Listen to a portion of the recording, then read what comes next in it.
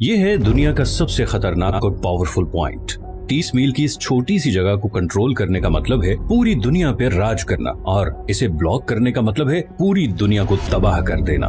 इस पॉइंट को कहते हैं स्ट्रेट ऑफ हॉर्मुज़। स्ट्रेट्स असल में समंदर के ऐसे पतले हिस्से को कहते हैं जो दो बड़े समंदरों को जोड़ने का काम करते हैं। अब ऐसी क्या खुसूसियत है इस 30 मील की छोटी सी जगह में जो इसे इतना पावरफुल और इम्पोर्टेंट बनाता है? हमारी जमीन के 70% हिस्से पर समंदर हैं, और इन्हीं समंदरों के जरिए दुनिया की 80% ट्रेड होती है। किसी भी वक्त तकरीबन 50,000 समुद्री जहाज इन समंदरों को क्रॉस कर रहे होते हैं।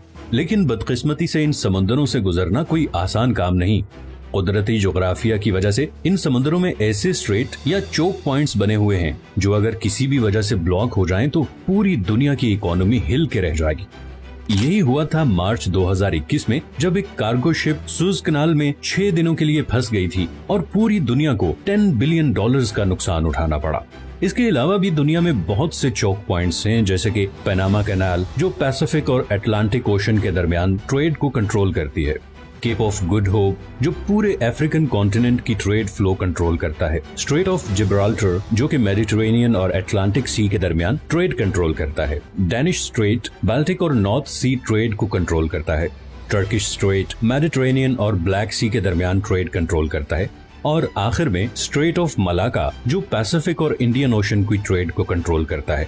लेकिन इनमें से कोई भी पॉइंट इतना डेंजरस और इम्पोर्टेंट नहीं जितना स्ट्रेट ऑफ हॉर्मुज़ है, और इसकी वजह यह है कि पर्शियन गल्फ और गल्फ ऑफ ओमान को कनेक्ट करने का ये वाहिद रास्ता है, और यहीं से सारे समुद्री जहाज निकल के पूरी दुनिया में जाते हैं।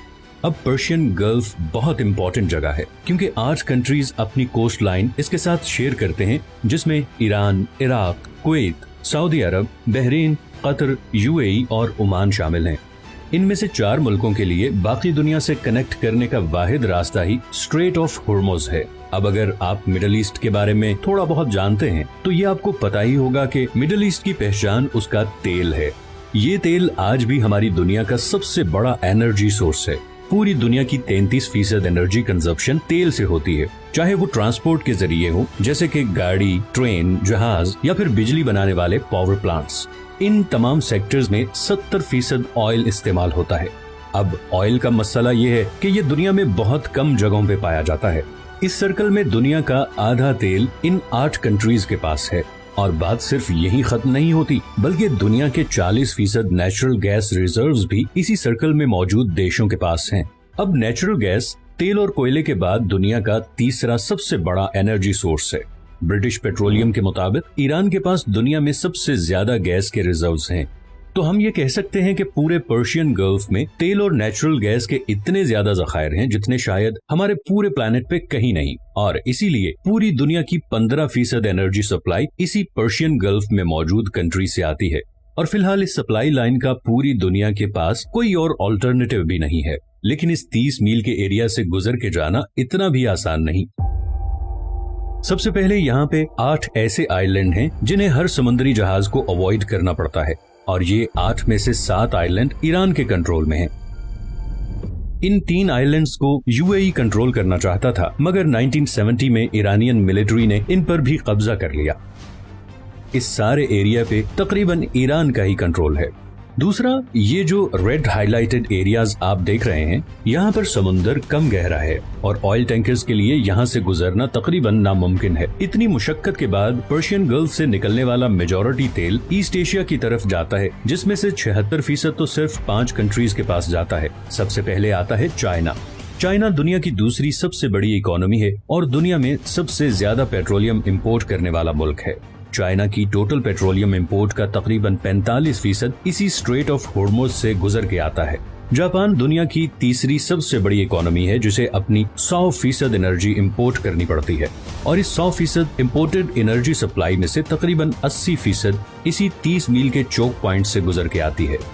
इंडिया, वर्ल्ड 6 लार्जेस्ट इकोनॉमी, भी अपना 70% ऑयल और 50% गैस इन्हीं पर्शियन गल्फ कंट्री से इंपोर्ट करता है, और वो भी इसी रास्ते से। इसी तरह साउथ कोरिया, जो कि दुनिया की 10th लार्जेस्ट इकोनॉमी है, अपना 70% तेल इन्हीं पर्शियन गल्फ कंट्री से टैंकर्स के थ्रू इंपोर्ट करता है।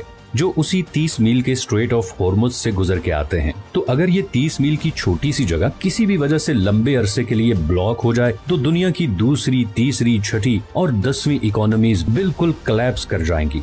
और इसी तरह पर्शियन गल्फ में मौजूद इन तमाम 8 कंट्रीज का सोर्स ऑफ रेवेन्यू भी खत्म हो जाएगा और एज अ रिजल्ट पूरी दुनिया में एक जबरदस्त इकोनॉमिक क्राइसिस आ जाएगा। इसीलिए ये जगह दुनिया का सबसे खतरनाक और इम्पोर्टेंट चोक पॉइंट है और इसीलिए दुनिया के सारे सुपर पावर कंट्रीज की इस पे कड़ी नजर होती है। अमेरिका ने भी इसीलिए यूएई, ओमान, इराक, सऊदी अरब और बहरीन में दर्जनों मिलिट्री बेसिस बनाए हुए हैं ताकि वो ईरान पे नजर रख सके और ऑयल की स्मूथ सप्लाई को यकीनी बना सके। दूसरी तरफ ईरान पहले ही किसी भी जंग की सूरत में कई दफा ये स्ट्रेट ब्लॉक करने की धमकी दे चुका है और अगर ऐसा हो गया तो न सिर्फ ग्लोबल इकोनॉमी हिल के रह जाएगी बल्कि ऐन मुमकिन है कि वर्ल्ड वॉर 3 की भी शुरुआत हो जाए। अगर आपको ये वीडियो पसंद आई है तो इसे लाइक और चैनल को सब्सक्राइब जरूर कर लें और अगर आपके पास कोई सजेशंस हैं तो कमेंट में जरूर बताएं। मैंने अभी बहुत से इंटरेस्टिंग टॉपिक्स पे वीडियोस बनानी है तो आपकी सपोर्ट बहुत जरूरी है। अपना ख्याल रखिएगा, मिलते हैं नेक्स्ट वीडियो में।